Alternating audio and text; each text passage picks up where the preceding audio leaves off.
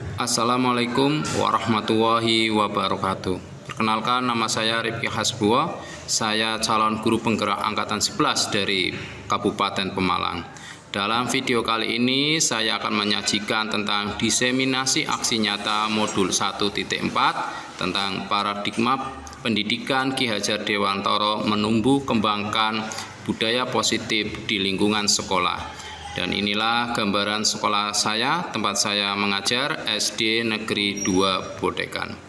SD Negeri 2 Bodekan terletak di Desa Bodekan, Kecamatan Ulu Jemi, Kabupaten Pemalang. Sekolah ini merupakan sekolah yang dari kelas 1 sampai kelas 6 itu paralel. Selamat menyaksikan. Assalamualaikum warahmatullahi wabarakatuh. Bismillahirrahmanirrahim. Yang kami hormati Bapak Suyanta SDDSD selaku Kepala Sekolah SD Negeri 2 Bodekan. Yang kami hormati rekan CDBD Angkatan 11, beliau Bapak Rifki Hasbuwo SDDSD dan Ibu Fatia Ulfa SDD, serta Bapak Ibu Guru, rekan-rekan karyawan yang saya hormati. Saya banggakan anak-anakku semua yang hadir di kesempatan pagi hari ini. Pertama-tama marilah kita panjatkan puja dan puji syukur kehadirat Allah Subhanahu wa Ta'ala yang telah melimpahkan nikmat karunia-Nya sehingga di pagi hari ini kita dapat berkumpul bersama berwajah dalam acara diseminasi yang akan dilakukan oleh CDB Angkatan 11 dengan tidak ada suatu apapun.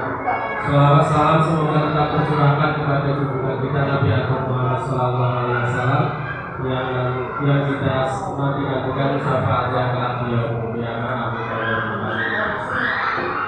Hadirin hadirat Bapak Ibu yang kami hormati, izinkan saya menyampaikan acara pada kesempatan pagi sampai siang hari ini yang akan berjalan.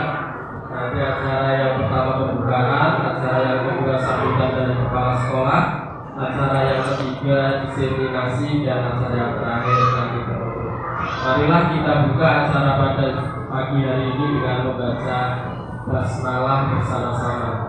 Bismillahirrahmanirrahim. Terima kasih. Semoga dengan bacaan basmalah tadi acara pada pagi hari ini dapat berjalan dengan lancar. Selanjutnya kami persilahkan Bapak Suyanto SPDSD selaku Kepala Sekolah SD Negeri 2 Bodekan memberikan sambutannya.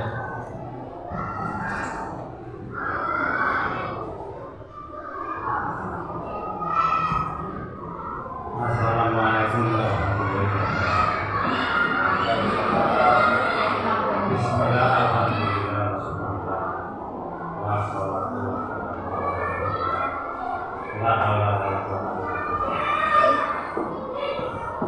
yang saya hormati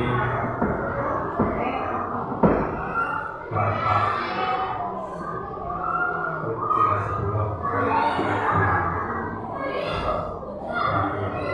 selaku calon guru yang saya hormati Bapak Ibu guru sekalian peserta diseminasi budaya positif.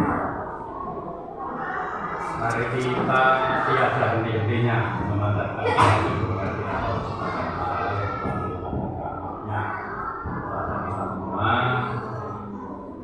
dan nikmat sehat sehingga pada pagi menjelang siang ini kita dapat bertemu di ruangan ini dalam rangka adalah sholat kepada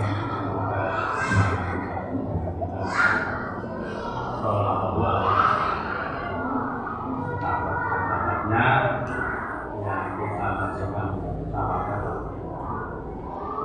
Bapak Ibu yang saya hormati,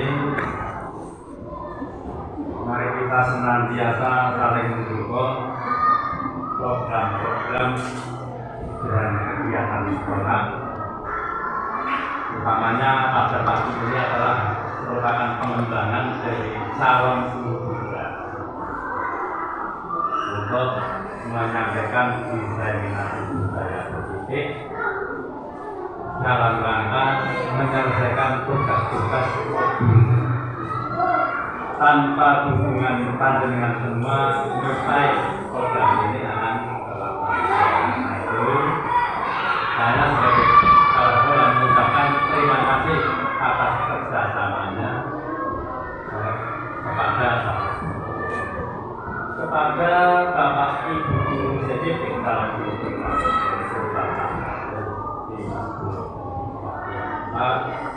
saya ucapkan selamat bekerja, selamat melaksanakan diseminasi budaya positif.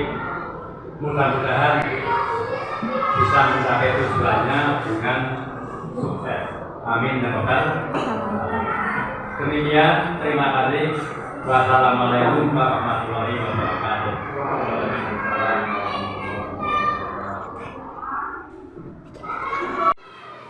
Baik Bapak Ibu yang kami hormati, untuk selanjutnya adalah presentasi kedua yang akan disampaikan oleh beliau Bapak Rifki Hasbullah SPD selaku CGP Angkatan 11. Kepada beliau kami persilakan.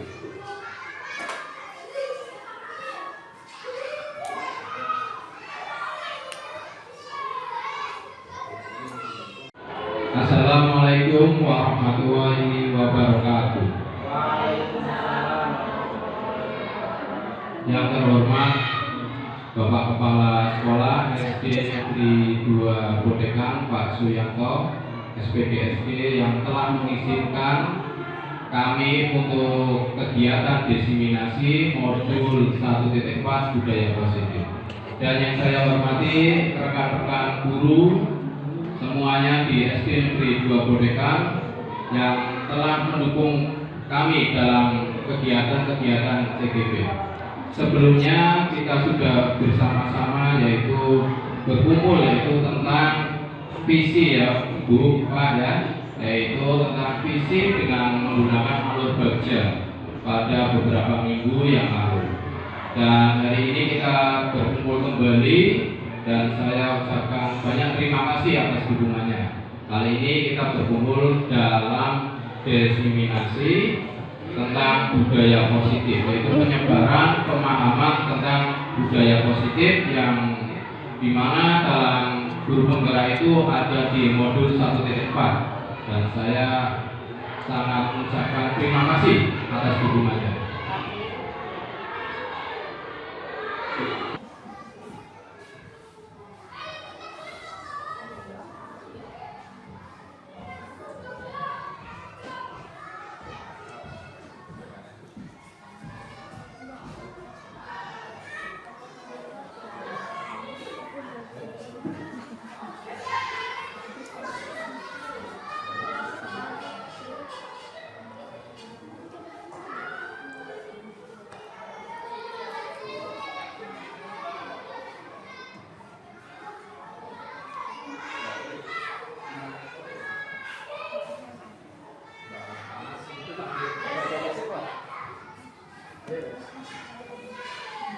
Terima kasih waktunya Pak Ali. Dalam kali ini saya akan mempresentasikan atau melakukan diseminasi pemaparan apa yang telah saya pelajari dari modul 1.4 yaitu tentang budaya positif.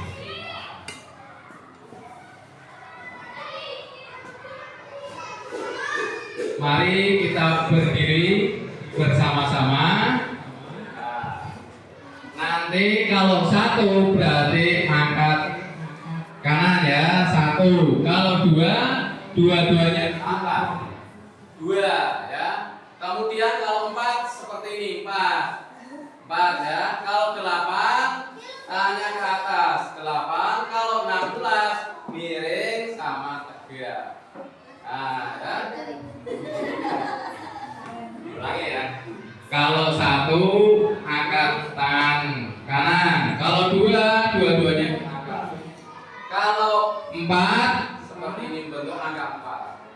Kalau 8 tangannya ke atas disatukan, dan kalau 16 membentuk angka seperti 16. Kalau tambah seperti ini, kalau sama dengan seperti ini ya. Kita mulai bersama-sama. 1 ditambah 1 sama dengan 2. 2 ditambah 2 sama dengan 4.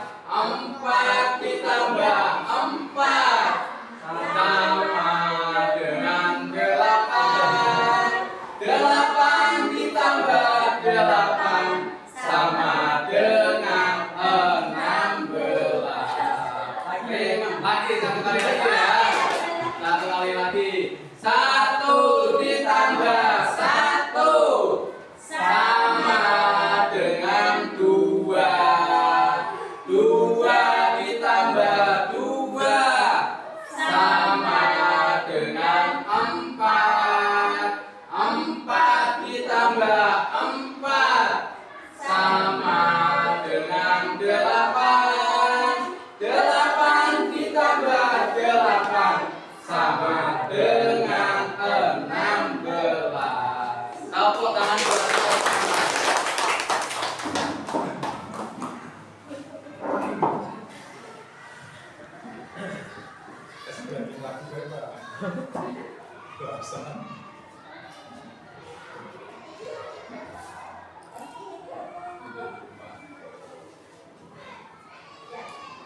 Tujuan pendidikan menurut Ki Hajar Dewantara yaitu menuntun segala kekuatan kodrat yang ada pada anak agar mereka sebagai manusia dan sebagai anggota masyarakat. Tujuannya agar bisa menjadi manusia dan juga anggota masyarakat sehingga tercapai keselamatan dan kebahagiaan setinggi-tingginya. Sebagai guru kita dituntut untuk menuntun anak dengan kodratnya atau keunikan masing-masing yang dimiliki oleh anak dan juga sesuai dengan kodrat zamannya, yaitu di mana anak sekarang zamannya itu kan sudah masuk teknologi ya.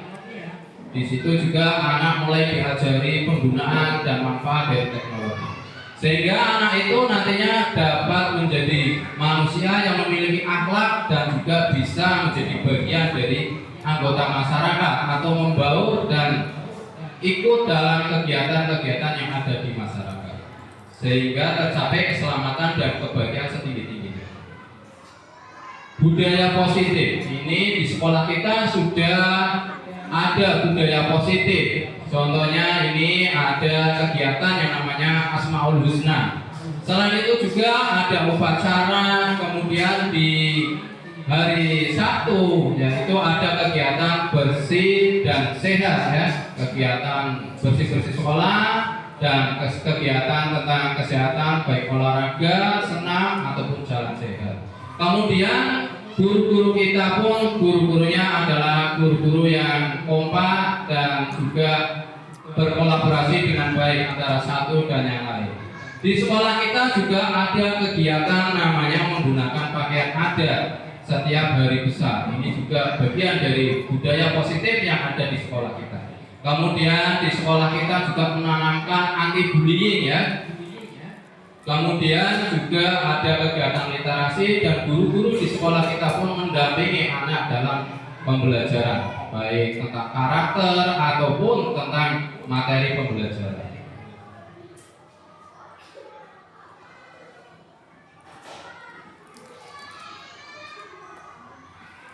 Mari kita refleksikan pemahaman kita tentang budaya positif. Ini. Sebagai pendidik, kita itu diibaratkan sebagai seorang petani dan di mana menanam padi, menjaga dan merawat untuk jadikan tanaman tumbuh subur. Anda akan memastikan bahwa tempat tumbuh tanaman adalah tanah yang cocok untuk ditanam. Di sini sekolah itu sebagai lahan atau tanah dan gurunya itu sebagai seorang petani yang menanam padi dan padinya itu ibaratkan sebagai murid-murid kita, di mana kita sebagai guru harus mengupayakan tanah itu bisa subur, bisa mendukung tumbuh kembang padi sehingga guru itu melakukan pembelajaran, pembimbingan, dan itu pun yang dilakukan petani, di mana petani itu menyirami tanaman, memberikan pupuk agar tanaman itu tumbuh subur.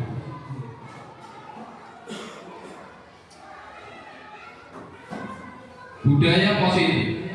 Budaya positif adalah sikap, nilai, kepercayaan, dan praktik-praktik yang menciptakan lingkungan yang mendukung dan memotivasi orang untuk berkembang dan berkontribusi secara positif, yaitu sebuah budaya yang memiliki nilai-nilai positif yang dapat menumbuh kembangkan kemampuan anak dan juga menumbuh kembangkan guru-gurunya agar selalu menebarkan hal-hal yang positif. Manfaat budaya positif. Yang pertama, memberi rasa aman dan nyaman bagi siswa dan membantu siswa lebih bahagia dan lebih termotivasi dalam belajar. Kedua, meningkatkan kinerja siswa di mana membantu siswa mengembangkan keterampilan sosial, emosi yang dapat membantu mereka berhasil dalam hidup. Ketiga, meningkatkan kinerja guru karena guru lebih terlibat, kemudian dihargai, termotivasi dalam pekerjaan mereka. Keempat, meningkatkan keterlibatan orang tua. Hal ini dapat membantu meningkatkan dukungan dan kerjasama antara orang tua, sekolah yang dapat meningkatkan kinerja siswa. Yang terakhir, budaya positif dapat menciptakan lingkungan belajar yang aman dan positif bagi siswa dan guru. Disiplin positif dan nilai-nilai kebajikan universal. Selanjutnya, ini mari kita bermain sejenak. Cobalah buka.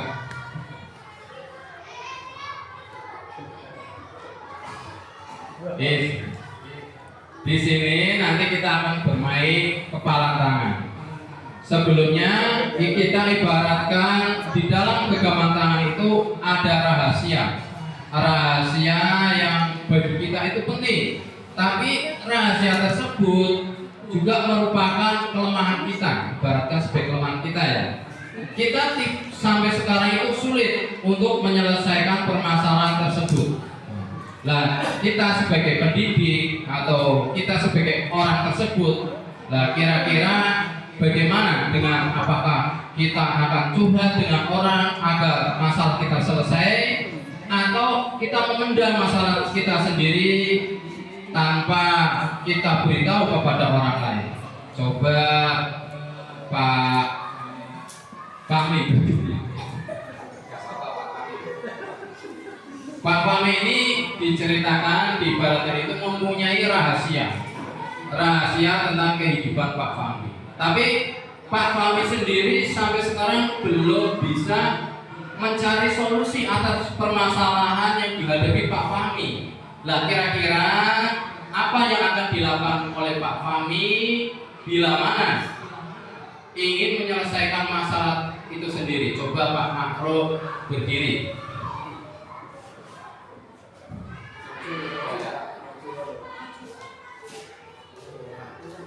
Ini ceritanya Pak Makro itu mendekati Pak Fahmi. Pak Fahmi itu terlihat gusar dan galau. Kemudian Pak Makro menanyakan permasalahan kepada Pak Fahmi, kenapa Pak Fahmi bisa ada galau? Monggo Pak Makro.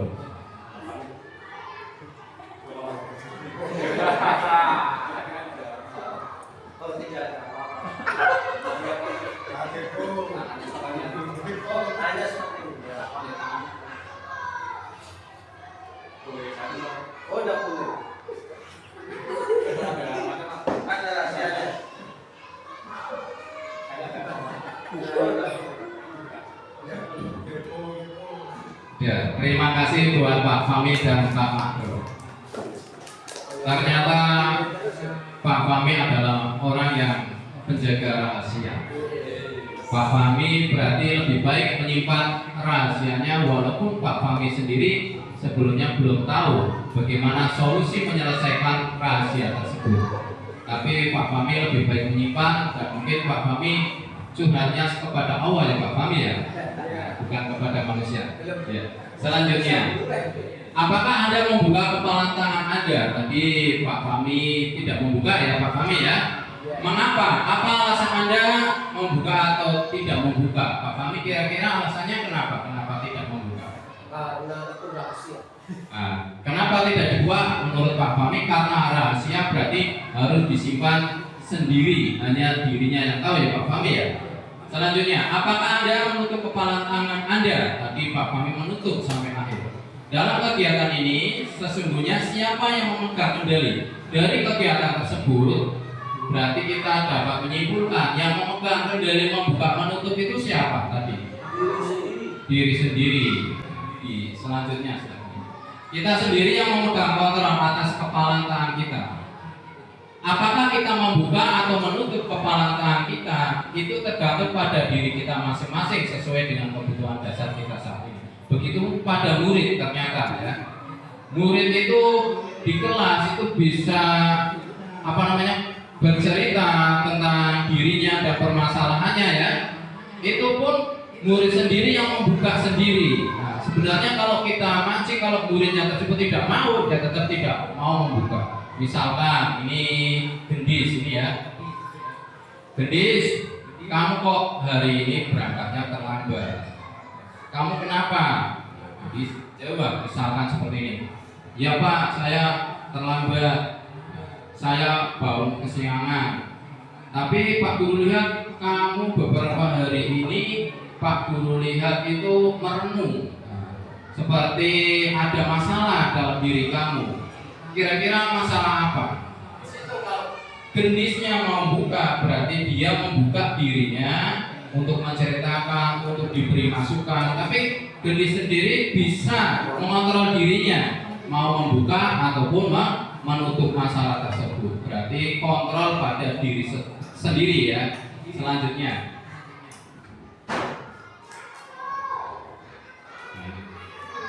sebenarnya guru bukan mengontrol murid, tetapi murid memberikan kesempatan atau mengizinkan dirinya dikontrol oleh guru. Selanjutnya,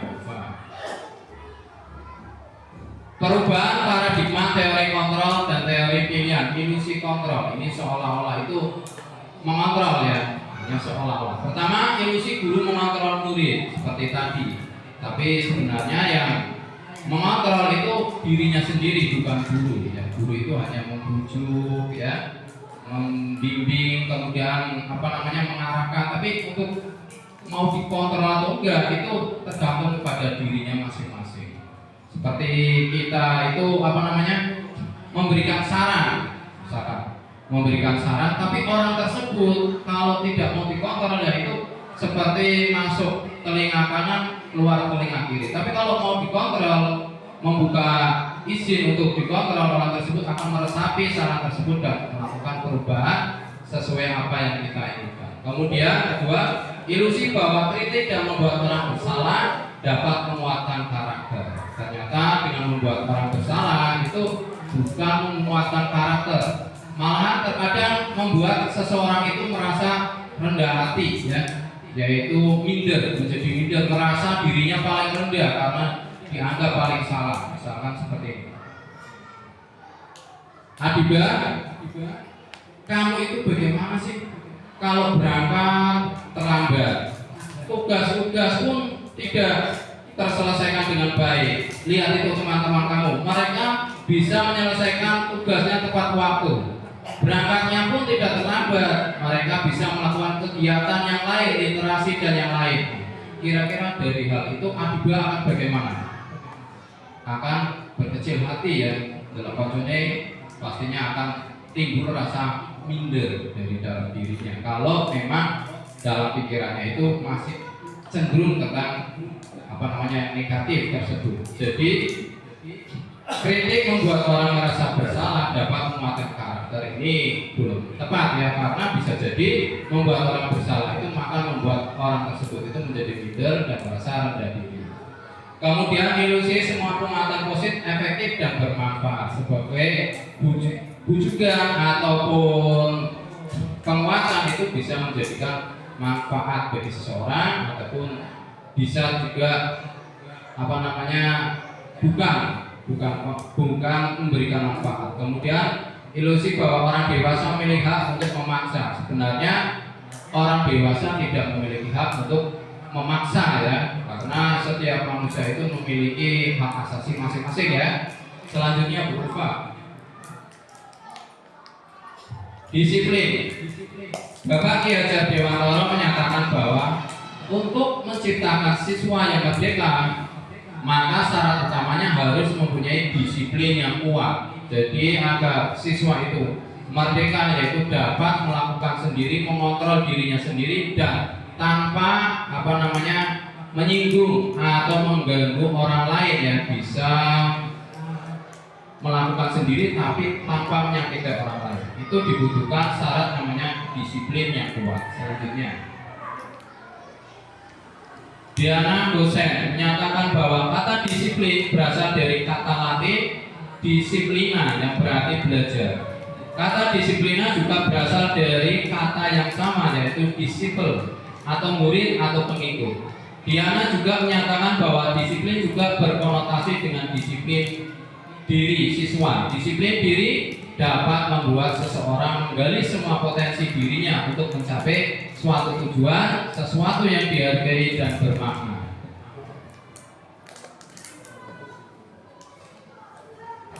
Disiplin positif. Disiplin positif merupakan pendekatan yang berfokus pada pengembangan karakter dan keterampilan hidup jangka panjang.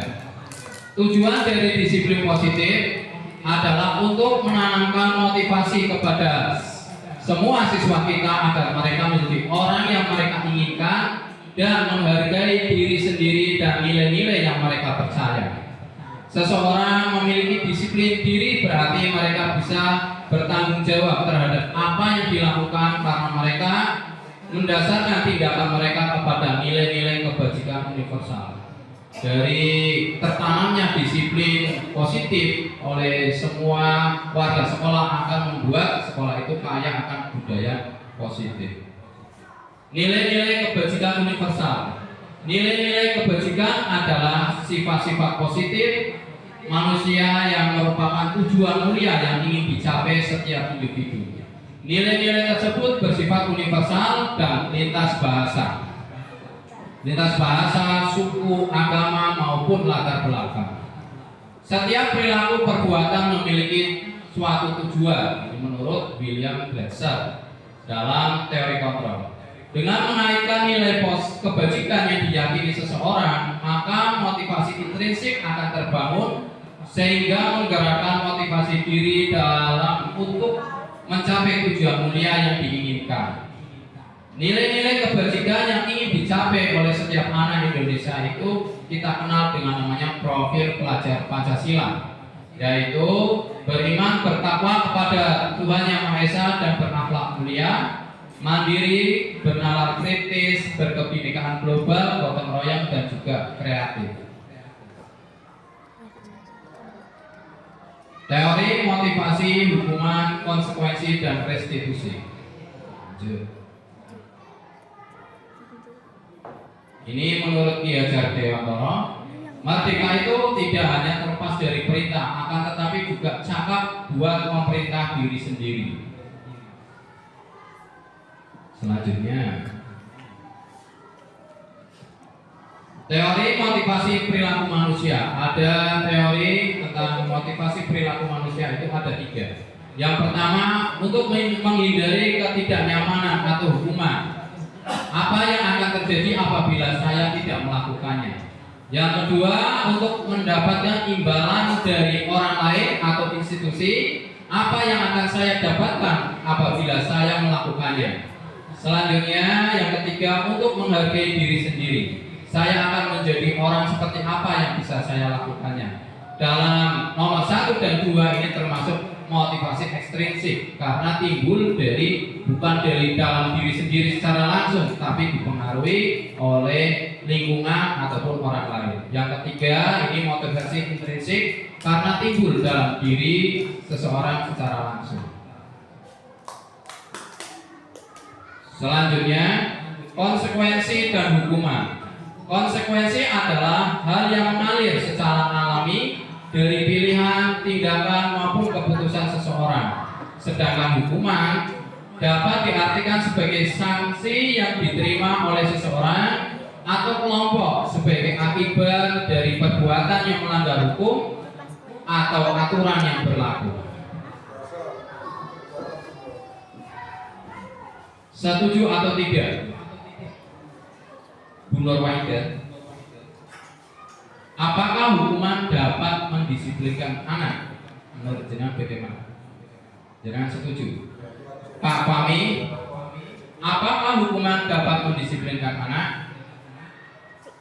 Setuju. Selanjutnya satu lagi, Pak Ma'ruf, apakah hukuman dapat mendisiplinkan anak? Setuju. Nomor 2, memberikan hukuman dengan hal positif seperti membaca, membersihkan halaman sekolah dapat meningkatkan disiplin anak. Kira-kira setuju apa enggak?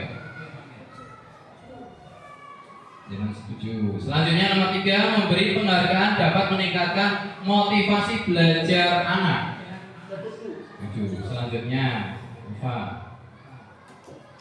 tindakan guru. Ini ada tentang konsekuensi dan juga hukuman. Pertama, mencatat 100 kali di dalam buku kalimat, saya tidak akan terlambat lagi karena terlambat ke sekolah. Ini kalau ada anak yang terlambat ini, kadang kita menyuruh untuk mencatat ya, atau tidak mengerjakan soal seperti itu. Kira-kira kasus nomor pertama namanya hukuman apa konsekuensi? Hukuman. Nah, nomor 2, lari mengelilingi lapangan basket 2 kali karena terlambat hadir di sekolah. Berarti terlambat, anaknya suruh mengelilingi lapangan basket 2 kali. Kira-kira hukuman apa konsekuensi? Hukuman. Nomor 3, murid diminta untuk push up 15 kali karena tidak menggunakan masker ke sekolah. Itu kira-kira apa? Hukuman. Mengganti kertas tugas teman yang telah dicoret-coret. Konsekuensi. Membersihkan tumpukan air di meja tulis karena tersenggol pada saat pelajaran. Konsekuensi. Murid disuruh untuk tidak mengenakan sepatu seharian di sekolah karena tidak mengenakan sepatu hitam. Kira-kira apa? Lari mengelilingi lapangan basket 2 kali karena terlambat 10 menit pelajaran PJOK, pelajaran olahraga. Konsekuensi. Ayo kita buktikan jawaban kita. 1, 2, 3. Nah, ternyata yang pertama mencatat 10 kali di dalam buku seperti saya berjanji ya, seperti itu. Namanya hukuman. Benar apa salah tadi? Kemudian yang nomor 2, lari mengelilingi lapangan basket 2 kali karena terlambat hadir di sekolah. Itu namanya hukuman. Tadi benar apa salah? Nah, nomor 3, murid diminta push up 15 kali karena tidak menggunakan masker. Tadi benar apa salah? Benar. Nah, jawabannya apa tadi? Hukuman. 100. Kemudian menggantikan kertas tugas yang telah dicoret-coret. Tadi jawabannya apa? Kita bareng-bareng. Konsekuensi. Betul. Membersihkan tumpukan air di meja tulis karena tersenggol pada saat pelajaran. Tadi apa? Ayo. Konsekuensi. Murid disuruh untuk tidak mengenakan sepatu seharian karena tidak mengenakan sepatu hitam. Hukuman. Betul ya? Lari mengelilingi lapangan 2 kali karena ini terlambat pelajaran PJOK. Ini namanya konsekuensi. Tepuk tangan buat kita bersama. Ini ternyata dari permasalahan ini ya, sering kita jumpai ya, bahkan kita pun terkadang melakukannya ya. Seperti anak disuruh menulis, saya berjanji, seperti itu ya.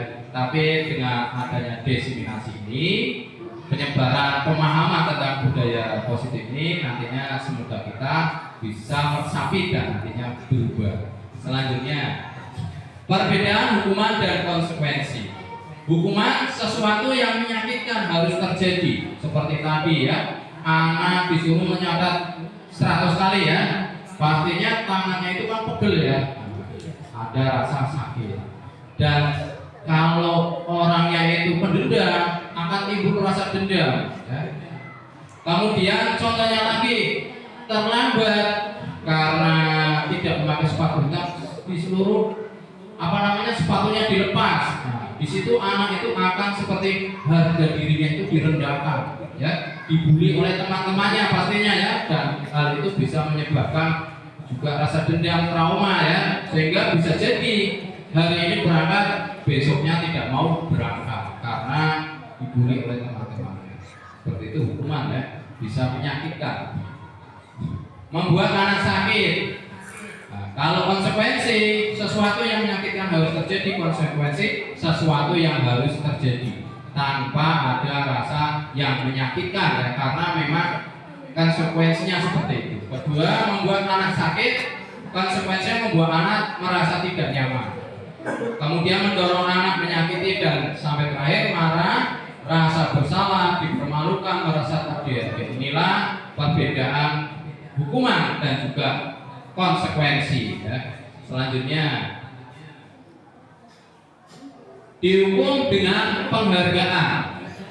Bapak Ibu yang saya hormati, penghormatan maupun hukuman adalah cara mengontrol perilaku seseorang yang menghancurkan potensi. Ternyata adanya penghargaan maupun hukuman merupakan cara mengontrol seseorang yang akan menghancurkan potensi untuk pembelajaran sesungguhnya. Selanjutnya berupa dihukum oleh penghargaan. Ini nomor 1, efektif dalam jangka pendek tapi tidak efektif dalam jangka panjang. Kedua, penghargaan tidak efektif, yang dapat akan senang, yang tidak dapat akan berkecil hati. Selanjutnya, penghargaan merusak hubungan. Jika seorang guru sering memberikan penghargaan kepada murid, besar kemungkinan murid-murid termotivasi hanya untuk menyenangkan guru. Mereka tidak akan bersikap jujur kepada guru. Keempat, penghargaan menurunkan kualitas. Yang mendapat penghargaan akan semakin cepat dan yang tidak mendapatkan akan berhenti. Selanjutnya, penghargaan mematikan kreativitas. Dalam suatu tugas memecahkan masalah, para murid memakan waktu lebih lama dan memberikan jalan keluar orang kreatif saat mereka dijanjikan suatu penghargaan. Karena ada penghargaan, misalkan cepat-cepatan, hasilnya pun tidak akan maksimal karena yang mereka kejar adalah kecepatan, bukan kreativitas. Selanjutnya, penghargaan itu akan menghukum. Misalnya dalam sistem ranking ini, mereka yang mendapatkan ranking kedua akan merasa paling dihukum. Yang mendapatkan ranking pertama pastinya senang. Yang mendapatkan ranking kedua akan merasa kalah dari yang mendapatkan ranking pertama. Apalagi yang rankingnya terakhir akan muncul perasaan-perasaan yang kurang baik ya. Mungkin saja akan membenci temannya atau tidak mau sama temannya ya, atau yang lainnya. Ternyata adanya ranking juga mempunyai dampak negatif tersendiri. Penghargaan menghilangkan motivasi dari dalam diri. Ini contohnya seperti ini. Pada pelajaran matematika ini, Pak Ma'ruf itu sering memberikan permen pada murid-muridnya. Ini. Yang bisa menjawab mendapatkan permen. Nah, pelajaran selanjutnya itu pelajarannya Pak Fahmi. Nah, Pak Fahmi itu tidak pernah memberikan permen. Dan setiap pelajaran tersebut muridnya itu kelihatan lesu dan tidak mau menjawab. Karena apa?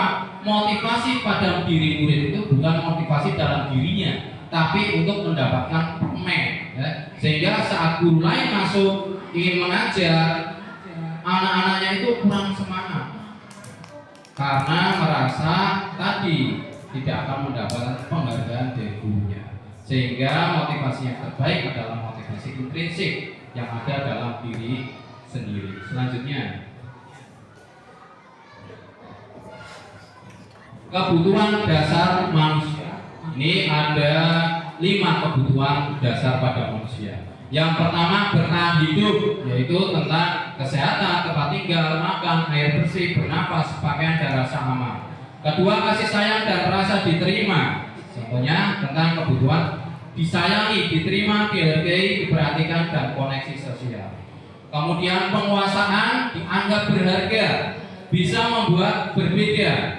Pengakuan orang lain kompeten, dihormati, mampu memimpin dan mengambil keputusan. Kebebasan mengaktualisasikan diri, mandiri, memiliki pilihan, mencoba hal baru, kesenangan, bermain, tertawa, gembira, dan kegiatan menyenangkan. Nah, ini kebutuhan dasar manusia. Jika salah satu kebutuhan tidak terpenuhi, ini anak itu akan kurang motivasi atau semangat dalam belajarnya. Contohnya ini, pada pelajaran IPAS dengan Pak gurunya Pak Ali, ada salah satu anak yang terlihat mengantuk, lesu, ya, dan dalam pelajaran seperti acuh. Kemudian Pak Ali mendatangi anak tersebut, bertanya, kamu kenapa kok tidak bersemangat hari ini? Kemudian anak itu menjawab, iya Pak, saya dari tadi bangun tidur saya itu belum makan Pak. Nah, dari peristiwa tersebut berarti ada kebutuhan yang kurang dalam anak tersebut. Kebutuhan apa kira-kira? Ayo, anak tersebut belum makan ternyata, bertahan hidup. Ini ya. Kemudian ada lagi, misalkan ada anak yang diajar oleh gurunya, anak itu menulis sendiri atau usil dengan temannya, usil. Karena kira-kira kebutuhan apa yang belum dicukupi anak tersebut? Kasih sayang bisa, apalagi kesenangan. Kasih sayang, kenapa kasih sayang? Butuh perhatian. Ya, anak itu merasa tidak diperhatikan ya sama gurunya. Berarti ada kebutuhan yang kurang. Kenapa kesenangan? Karena mungkin pembelajarannya itu monoton atau menjenuhkan ya, tidak ada permainan atau eksperimen ya, sehingga anak tersebut jenuh, merasa tidak senang. Selanjutnya Bu Ufa, peran guru dalam memenuhi kebutuhan dasar manusia. Guru harus memenuhi kebutuhan dasar murid agar pembelajaran itu lebih optimal.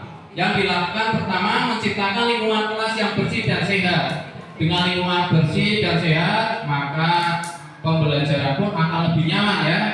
Kemudian serta memastikan kebutuhan fisik terpenuhi sehingga fokus pembelajaran anak itu menjadi fokus. Kedua, membangun hubungan yang positif, mengapresiasi apa yang dicapai murid. Nah ini, guru harus menjalin hubungan yang baik dengan murid dan mengapresiasi atas apa yang dicapai murid. Misalkan tepuk tangan itu juga termasuk bagian dari apresiasi ya. Anak itu akan senang dan kebutuhan tadi diterima atau kasih sayang pun akan terpenuhi. Kemudian memberikan kesempatan murid dalam mengambil keputusan, memberikan pilihan pada murid dalam pembelajaran. Anak itu diberi pilihan, misalkan seperti ini, dikasih gambar, nah, nanti ditempel misalkan pada tentang makanan ya, penggolongan hewan berdasarkan makanan. Anak diberi gambar banyak, anak disuruh menempel sendiri. Ataupun pada tugas terakhir, jangan langsung misalkan seperti ini. Biasanya kan kita gambar, anak gambar, ternyata setelah pelajari ini anak itu dia diberi pilihan mau gambar boleh, mau video boleh, atau yang lainnya. Selanjutnya, menyelipkan unsur-unsur yang menyenangkan seperti permainan, eksperimen. Yang kelima, memberikan kesempatan kepada murid untuk menjadi pemimpin. Nah ini ya, sebagai penguasaan, anak juga diberi kesempatan untuk menjadi pemimpin dan juga memberikan tanggapan sesuai kemampuan murid, mendorong murid untuk mampu memecahkan masalah. Contohnya adalah anak diberi tugas berdiskusi ya, mereka berbarengan untuk menyelesaikan masalah, ataupun misalkan dalam berdoa itu dibuat bergilir sehingga semuanya dapat merasakan sebagai pemimpin. Selanjutnya berubah posisi kontrol. Ada 5 posisi kontrol. Yang pertama, penghukum, mengerti, menunjuk, hukum fisik maupun verbal. Hukuman dapat menimbulkan denda. Ini yang pertama, menimbulkan denda. Kedua, guru pada posisi ini tidak akan, kedua sebagai teman. Kemudian yang ketiga, membuat rasa bersalah, yaitu pada posisi ini biasanya guru akan bersuara lebih lembut, memelas tampak, namun anak akan merasa rendah diri. Kemudian ada posisi selanjutnya, yaitu pemantau, yaitu guru menjadi pemantau atau pengawas. Dan yang terakhir ada posisi manajer. Guru berbuat sesuatu bersama dengan murid, mempersilahkan murid, mempertanggungjawabkan perilakunya, mendukung murid agar dapat menemukan solusi atas permasalahan sendiri. Ini ada 5 posisi kontrol: penghukum, teman, membuat bersalah, pemantau, dan juga manajer. Selanjutnya berupa. Mari kita simak video berikut. Selanjutnya.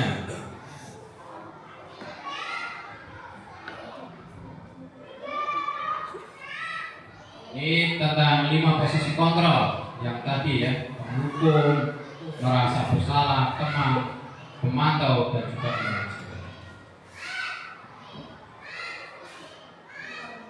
Tetapi kali ini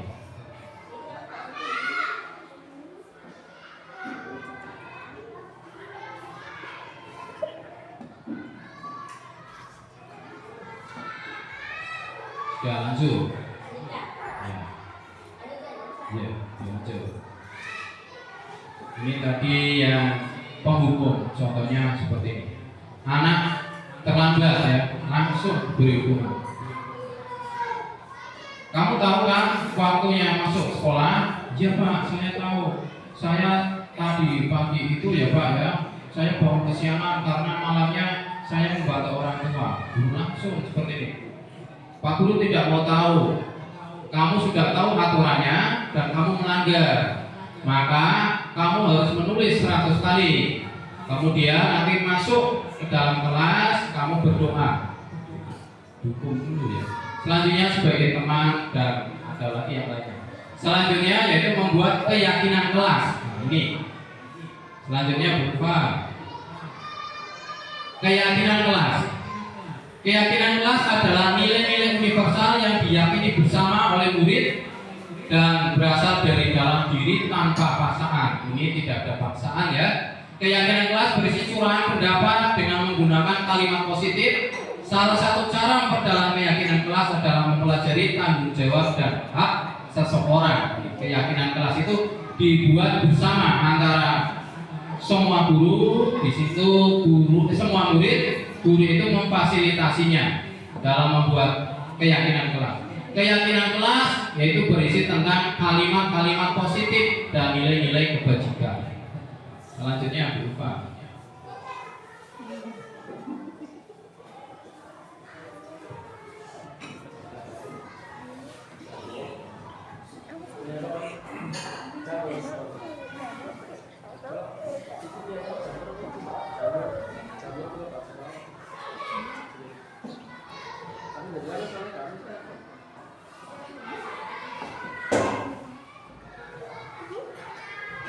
dimatikan dulu enggak?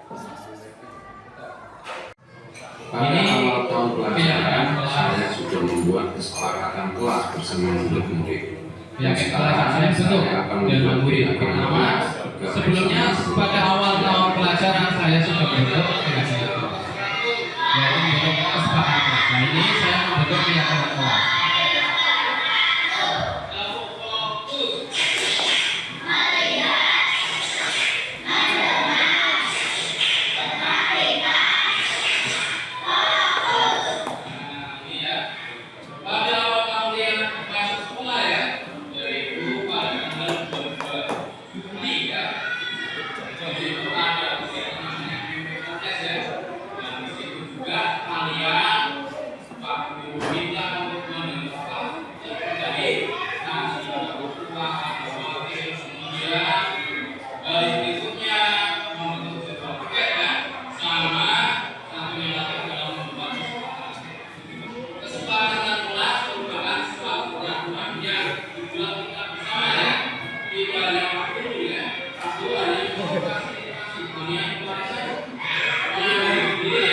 Ini proses membuat keyakinan kelas di kelas 5 SD Negeri 2. Di sini pada awal tahun pelajaran saya bersama murid-murid sudah namanya kesepakatan kelas. Kesepakatan kelas merupakan dialog atau rumus di mana murid-murid itu menulis apa yang mereka inginkan tentang kelasnya biar menjadi baik dan dimasukkan ke dalam toples, kemudian kita sama-sama menyusun. Kemudian kita membuat kesepakatan kelas. Ternyata kesepakatan kelas yang kita buat bersama-sama itu di dalamnya masih ada kalimat negatif, yaitu kata tidak, kata dilarang. Sehingga dalam merumuskan keyakinan atau keyakinan kelas, kita mengoreksi kembali tentang kesepakatan kelas yang telah kita buat sebelumnya dan merubah kalimat-kalimat yang negatif agar tidak muncul lagi kalimat negatif.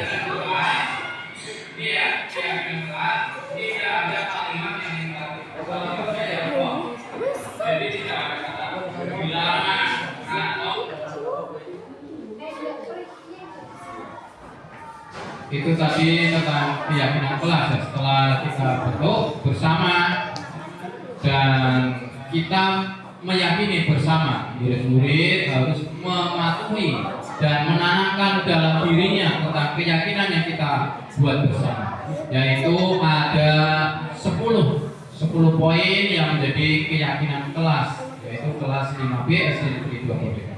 Dalam menyusun keyakinan kelas janganlah terlalu banyak karena akan mempersulit anak untuk mengingatnya.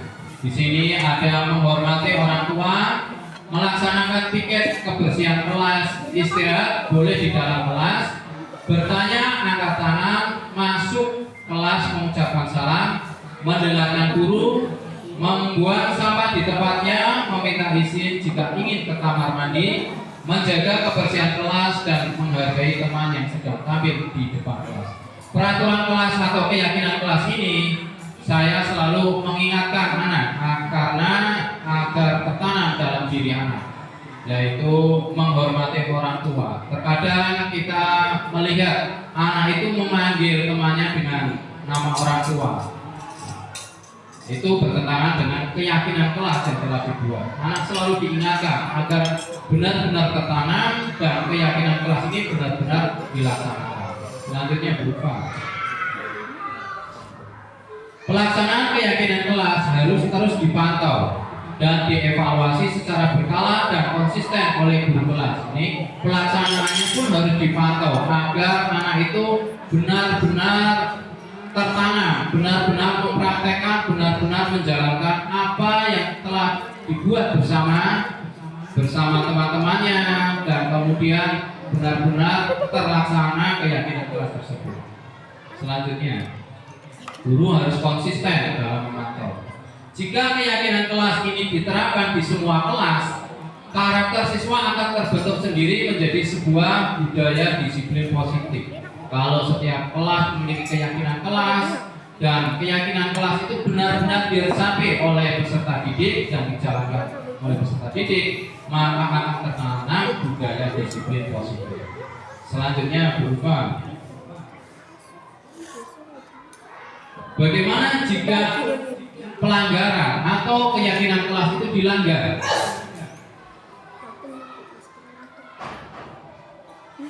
Yang sering terjadi dalam menjalankan peraturan, bila mana ada suatu pelanggaran, tindakan terhadap suatu pelanggaran pada umumnya berbentuk hukuman atau konsekuensi. Namun yang paling penting yaitu menyadarkan kembali tentang keyakinan yang dibuat bersama-sama, sehingga akan timbul tanggung jawab dan motivasi untuk menjalankan keyakinan kelas dan sekolah. Anak itu harus selalu diingatkan tentang keyakinan yang telah dibuat bersama dan disepakati bersama-sama agar keyakinan itu benar-benar terjalankan. Selanjutnya, mari kita ubah hubungan dengan program restitusi. Restitusi adalah proses menciptakan kondisi bagi murid untuk memperbaiki kesalahan mereka, sehingga mereka bisa kembali pada kelompok mereka dan dengan karakter yang lebih kuat. Sedangkan segitiga restitusi merupakan suatu proses dialog yang dijalankan guru agar dapat menghasilkan murid yang mandiri dan juga bertanggung jawab. Segitiga restitusi. Selanjutnya, inilah langkah-langkah segitiga restitusi. Yang pertama, menstabilkan identitas. Setiap orang pasti pernah melakukan kesalahan. Kamu bukan satu-satunya yang pernah melakukannya. Yang kedua, validasi tindakan salah. Kamu tentu punya alasan. Ataupun adakah cara yang lebih efektif? Yang ketiga, menanyakan keyakinan. Keyakinan kelas apa yang telah kita sepakati? Atau kamu ingin menjadi orang seperti apa? Itulah ada 3 langkah dalam segitiga restitusi.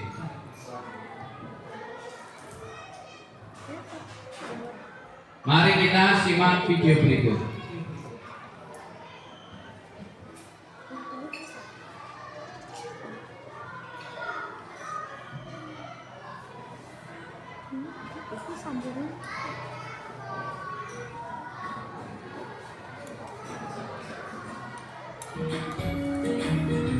Diane Boston berlandaskan pada teori kontrol Dr. William Gleason adalah menstabilkan identitas.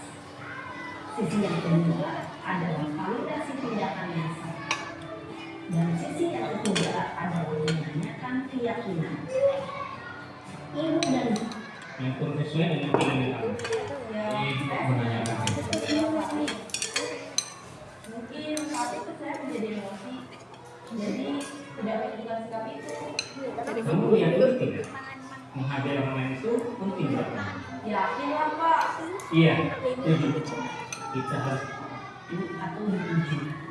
2. Kesediaan orang yang melakukan kesalahan untuk memperbaiki masalah. 3. Pemecahan masalah sebisa mungkin relevan atau memiliki Inilah hal-hal yang perlu diperhatikan dalam segitiga restitusi. usaha. Perlu adanya suatu usaha perbaikan dan pihak yang berbuat kesalahan. Ini contoh lain yang juga saya buat ini, yaitu tentang segitiga restitusi di mana anak terlambat. Ternyata anak ini terlambat karena mengerjakan PR itu larut malam, sehingga paginya itu ngantuk.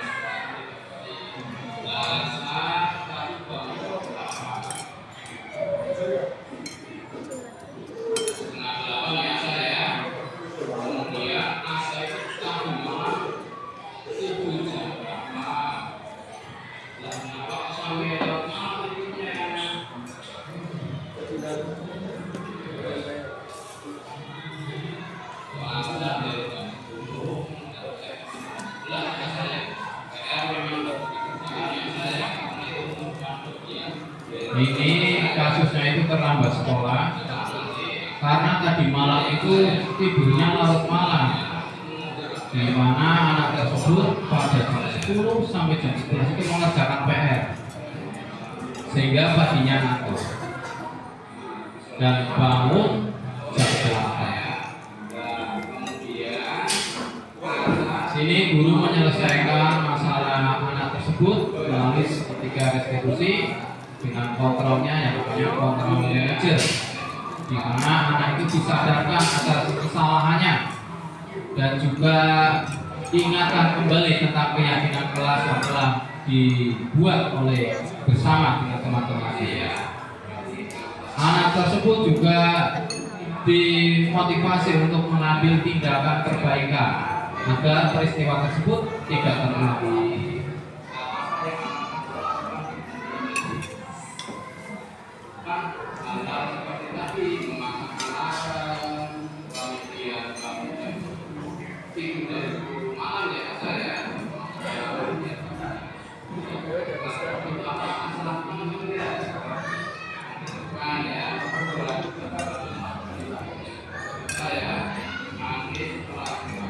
Akhirnya anak itu bisa menyimpulkan dan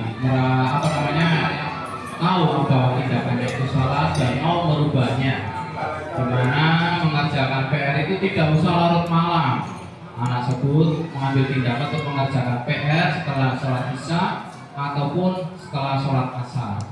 Kemudian anak tersebut mengurangi bermain dan memasang alarm pada saat mau tidur agar tidak kesian.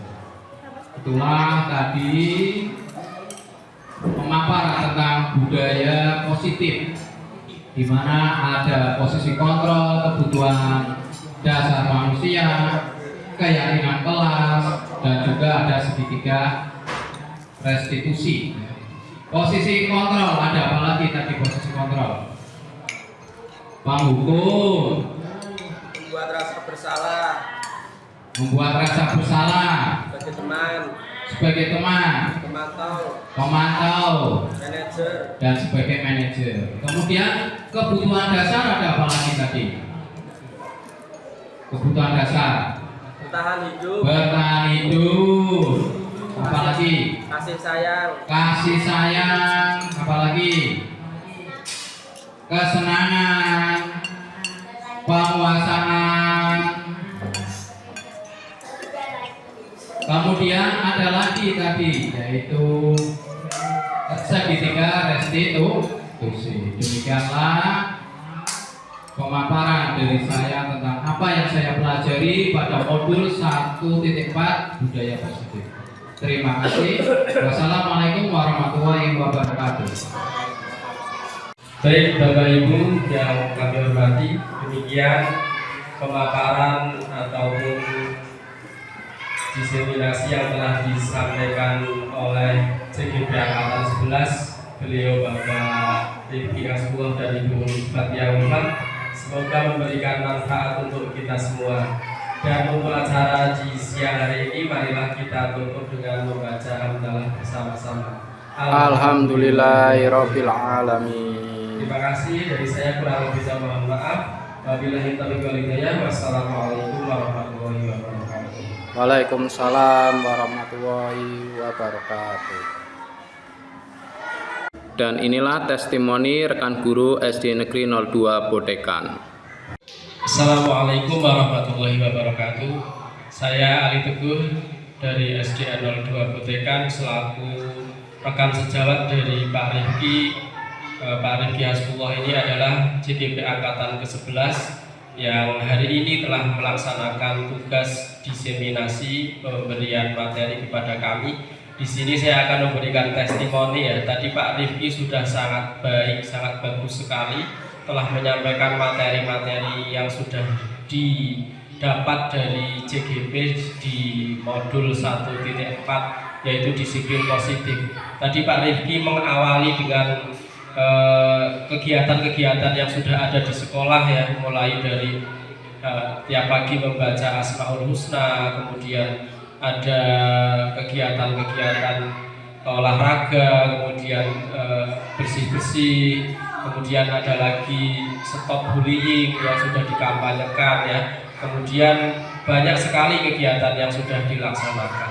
Nah, dilanjutkan dengan pemberian materi tentang 5 posisi kontrol ya sebagai guru, di mana posisi kontrol yang pertama adalah sebagai penghukum. Ini yang sering sekali dilakukan oleh para guru. Nah, dengan acara hari ini, dengan diseminasi ini, tentunya kita tidak lagi menjadi penghukum, kemudian tidak lagi menjadi pembuat rasa bersalah, tapi minimalnya kita menjadi teman untuk anak-anak didik kita. Lebih-lebih menjadi pemantau, dan yang sangat diidolakan adalah sebagai manajer.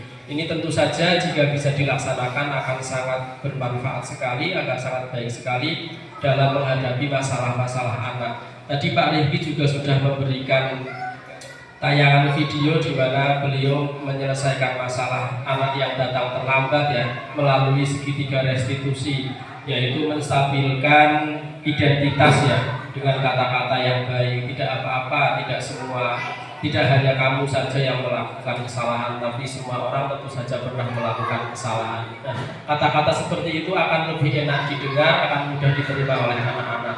Kemudian validasi tindakan yang salah. Tadi Pak Rifki juga sudah menyampaikan kepada anak tersebut, kamu tentu punya alasan. Ditanya alasannya. Alasannya kenapa? Oh, ternyata alasannya mengerjakan PR sampai larut malam. Ini juga mengerjakan PR juga termasuk sesuatu yang baik, kegiatan yang bermanfaat karena sebagai tugas di rumah dikerjakan di waktu malam. Lalu terakhirnya adalah menjadikan atau mengembalikan anak tersebut kepada keyakinan kelas. Bagaimana kamu sudah sesuai atau belum dengan keyakinan kelas yang kita buat?